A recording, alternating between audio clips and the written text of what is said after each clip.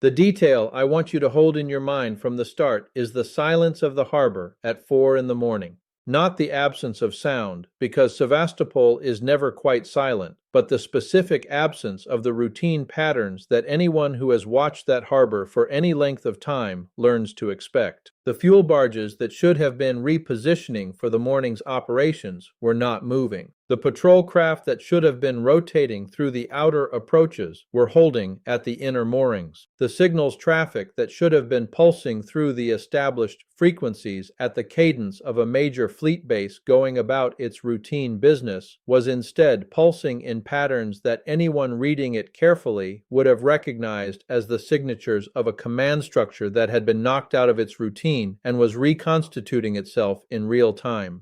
The strike had occurred several hours earlier. The harbor was now in the period that follows a successful strike, which is the period in which the defender is discovering, system by system, what he has actually lost. This is not a story about the visible damage at Sevastopol. The visible damage will be photographed, analyzed, and discussed in the public commentary in the days and weeks ahead, and the analysis will produce figures and assessments that will be largely accurate within the limits of what overhead imagery and open-source analysis can reveal. I am not going to compete with that work here. This is a story about what the strike was actually designed to accomplish, why the targets were chosen as they were chosen, and why the operational disruption to Russian strategic operations across the Black Sea theater will, in my professional judgment, be measurably more consequential than the photographs of burning facilities will suggest to the public framing of the engagement. I have spent enough years studying naval and joint operations to recognize that the most important effects of strikes against fleet infrastructure are often the effects that do not appear in the imagery, because the imagery captures destruction, and the effects that matter most are the degradations of capability that destruction enables rather than the destruction itself. Let me describe what Sevastopol represented to the Russian operational posture in the Black Sea, because the representation is the thing the strike was designed to attack, and the representation is what the surrounding architecture was built around. Sevastopol has been, across the entire history of Russian and Soviet naval activity in the Black Sea, the central node of operations in that body of water. The harbor's geographic characteristics, the depth of its approaches, the protection its surrounding terrain provides against weather and against historical threat geometries, and the accumulated institutional investment in shore facilities supporting fleet operations, have produced a base whose operational value cannot be reproduced elsewhere on the Black Sea coast within any timeline that matters for the current campaign. The Russian command has understood this throughout the war, and the operational adjustments Russian forces have been making in response to Ukrainian strike capability against the harbor have reflected an attempt to preserve the centrality of Sevastopol, while accepting that its absolute invulnerability could no longer be assumed. Surface combatants have been dispersed to alternate moorings when threat conditions warranted. Logistics flows have been adjusted to reduce concentration during periods of heightened risk. Air defense and electronic warfare protections have been layered around the harbor with the intensity that the harbor's importance justified. These adaptations were, by any honest professional assessment, operationally sound. They reflected the kind of adjustment a competent naval command makes when its core base is operating under threat conditions that the original concept of operations did not anticipate. The adaptations also, less visibly, depended on a set of assumptions about Ukrainian strike capability that the strike this week was specifically designed to invalidate. The assumptions were that Ukrainian capability to strike Sevastopol effectively was bounded by the magazine depth of long-range systems the Ukrainian command had available, by the precision required to engage the specific facilities whose loss would matter most, by the air defense and electronic warfare protection surrounding the harbor that any strike would have to penetrate, and by the operational discipline required to coordinate a strike of sufficient scale and precision to overcome these defensive measures simultaneously. The assumptions were reasonable across the period they were formulated. The strike this week demonstrated that they are no longer reasonable, and the demonstration is what produces the operational disruption I am describing.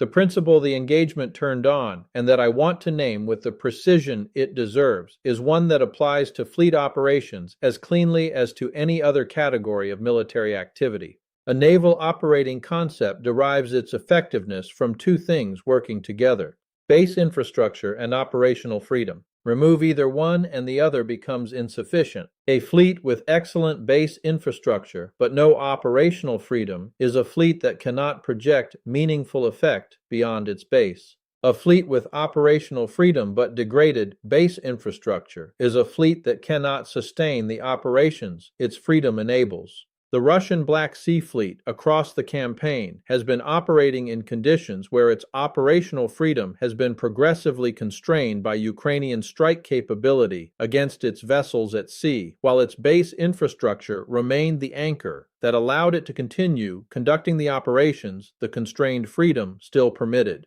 The strike this week attacked the base infrastructure side of that equation in ways that the previous engagements had not. The fleet's vessels were not the primary targets. The infrastructure that allowed the vessels to remain operationally effective was the primary target, and the distinction matters enormously for the consequences that will unfold across the coming weeks. I want to describe the target selection logic because the logic reveals the operational maturity of the Ukrainian planning that has been developing across this war and that will produce additional engagements of comparable sophistication in the time ahead. The strike did not target the headline assets that the public commentary tends to focus on.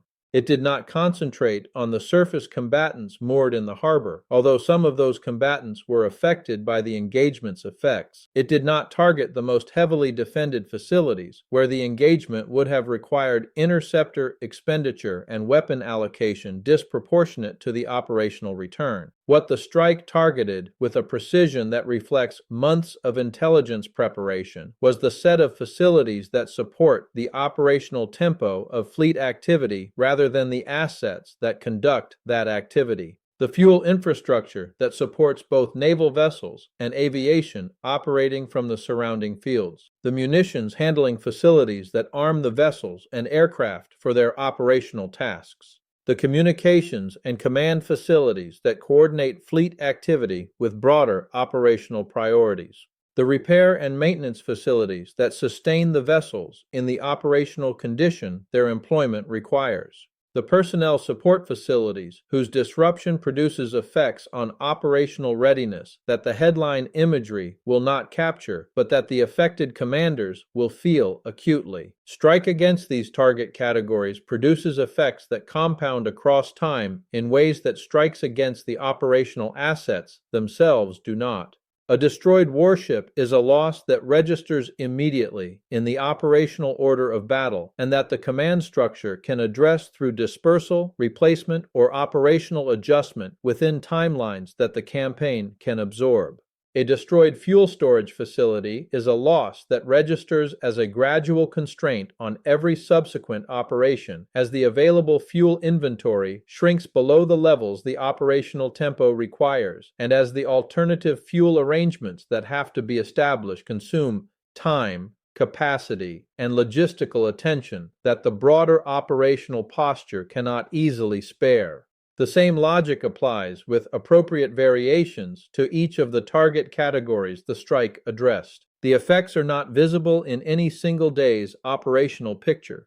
They are visible across the weeks and months that follow in the form of operational tempo that cannot be maintained, of operations that cannot be conducted with the supporting infrastructure they require, and of operational opportunities that cannot be exploited because the fleet cannot generate the capability to exploit them on the timelines the opportunities present. The Russian command response to the strike, and I want to be fair in describing it because the response will be characterized in the commentary in ways that I think will be incomplete, was professional within the constraints the response was operating under. Damage control was initiated promptly. Fire suppression was conducted by trained crews using established procedures. Casualty evacuation was managed through the established channels. The chain of command above the affected facilities was kept informed of the developing situation at intervals that the doctrine specified, and the senior command in Moscow was briefed on the implications within the windows that established protocol required. Reconstitution efforts were begun for the affected facilities, with priority allocations made for the most operationally consequential losses. The vessels in the harbor that had not been directly affected were prepared for dispersal to alternate moorings where conditions permitted, and the dispersal was conducted with the kind of seamanship that the Russian Navy's professional standards have continued to demonstrate,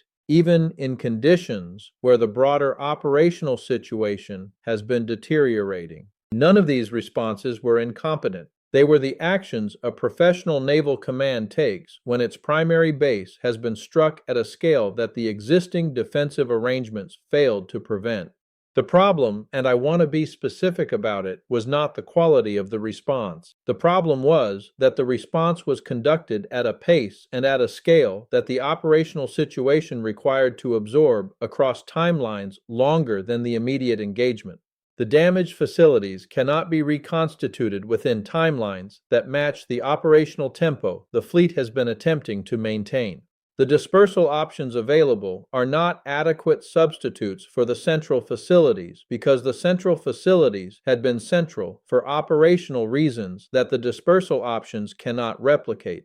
The alternative arrangements that will have to be established to compensate for the damaged capacity will require resources, time, and attention that the broader operational posture of the Black Sea Fleet, already operating under accumulated strain across the campaign, will struggle to provide without consequence to other operational requirements. The cruel geometry the Russian Black Sea Fleet Command faces in the weeks following this engagement is the geometry that any honest analysis of the situation has to acknowledge. Continue to operate from Sevastopol at reduced capacity, accepting that the operational tempo the fleet has been maintaining will not be sustainable in its current form. Disperse fleet operations more aggressively to alternate facilities that lack the integrated support Sevastopol provides, accepting the efficiency loss this entails and the increased exposure of fleet assets to interdiction at less defended locations. Reduce the operational ambitions of the fleet to match the reduced supporting capacity, accepting that this concession will have implications for Russian operational reach across the Black Sea theater and for the broader strategic posture the fleet's activities have been supporting. Neither of the first two options restores the variable that has been surrendered, which was the integrated support capacity that Sevastopol had been providing. The third option preserves the fleet's operational integrity at the cost of conceding capability that the broader Russian operational posture has been depending on.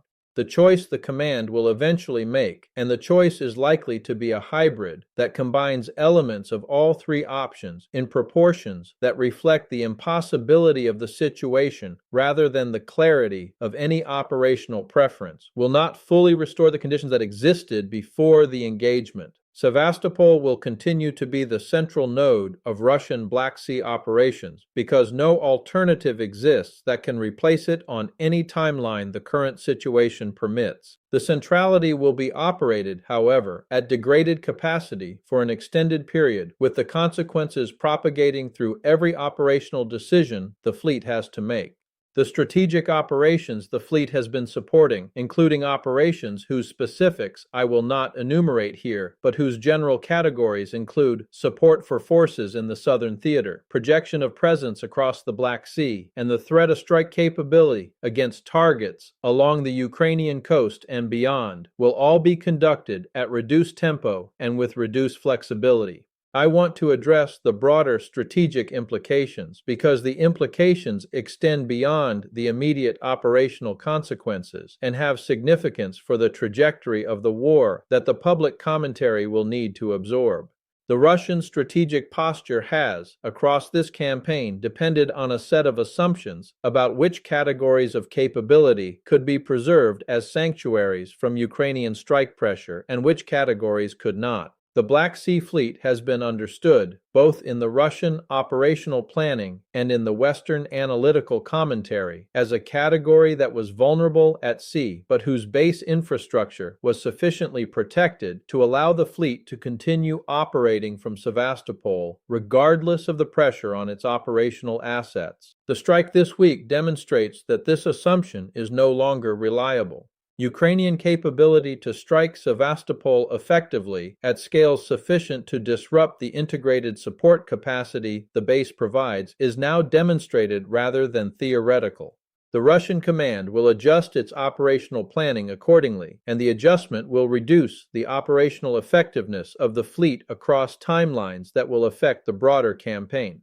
The same demonstration has implications for other categories of Russian infrastructure that the operational planning has been treating as protected sanctuaries. The logic that produced the Ukrainian strike at Sevastopol is not specific to Sevastopol. It is a logic about how to attack the support architecture of military operations rather than the operational assets themselves, and the logic applies, with appropriate variations, to other categories of Russian infrastructure that have been understood as protected. The Russian command will be working through the implications of this in the days following the engagement, and the working through will produce adjustments that will further constrain the operational posture across multiple categories of activity. The doctrinal lesson I want serious analysts to extract from this engagement is one that applies far beyond the specific case of Sevastopol.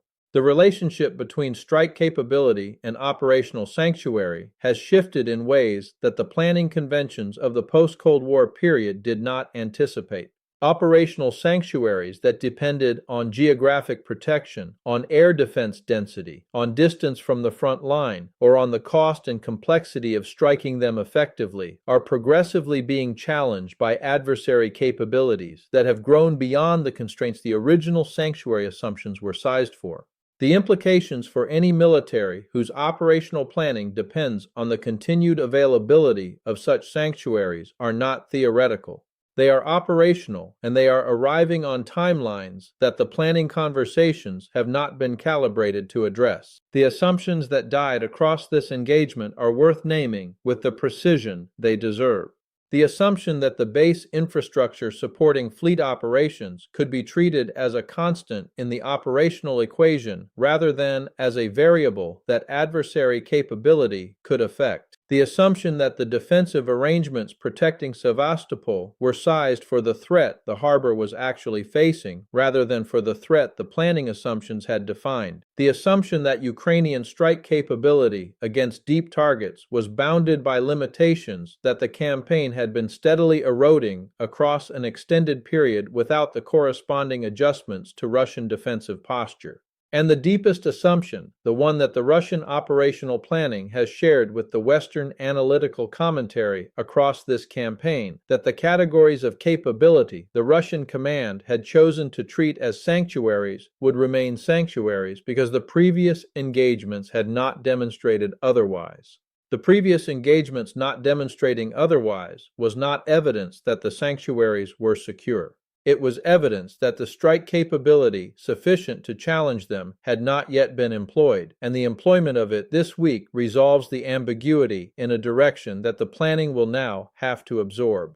I want to give the Ukrainian command its due because the operation reflects a level of operational maturity that deserves recognition on its professional merits. The intelligence preparation that identified the specific facilities whose simultaneous degradation would produce the effects the strike achieved.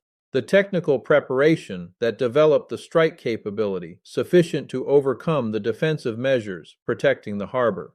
The operational preparation that coordinated the strike across the multiple platforms and weapon types the engagement required. The discipline that delayed the strike until the conditions for its success were assembled rather than executing it on a political timeline that would have compromised the operational return. Each of these elements reflects a planning process that has been developing across the campaign and that has now produced an engagement whose effects will propagate through the Russian operational posture across an extended period. The Ukrainian command has not been a passive recipient of Western support and Russian aggression in this war. It has been an active developer of operational capability whose maturity has been understated in the public framing and whose effects have been mounting across the campaign in ways the framing has not adequately acknowledged. The reconstitution work at Sevastopol is underway this morning. The damage control crews are doing the professional work that damage control crews do after engagements like this one. The senior command is briefing Moscow on the implications and is receiving guidance on the priorities the reconstitution should reflect. The operational planning cells are working through the adjustments to fleet activity that the damage capacity will require, and the adjustments are being coordinated with the broader operational priorities the fleet supports. The Russian Navy is, in its institutional response, conducting itself in the manner that professional navies conduct themselves when their primary base has been struck. None of that work will fully reverse the effects of the engagement, but the work will preserve as much of the fleet's operational capability as the situation permits, and the preservation will matter in the engagements that follow. The question I am left with, and it is the question every operational commander whose forces depend on protected base infrastructure should be sitting with this morning, is not whether the strike at Sevastopol was significant. It was significant, and the significance will become more apparent as the consequences propagate across the coming weeks. The question is whether the base infrastructure his own forces depend on has been honestly examined for the kind of vulnerability the strike at Sevastopol exploited, or whether it has been treated as the sanctuary that the planning conventions of an earlier period assumed such infrastructure to be. When was the last serious audit of the assumption that his primary operating bases are protected against the strike capability his potential adversaries are currently capable of generating? When was the integrated support capacity those bases provide last assessed for the cascading effects that a successful strike against the support facilities would produce? And if the sanctuary assumption underwriting his operational planning has quietly become obsolete while the planning has continued to be built around it, would the first sign of the obsolescence arrive at his command as the silence of his own harbor at 4 a.m? In the period that follows a successful strike, when the defender is discovering, system by system, what he has actually lost?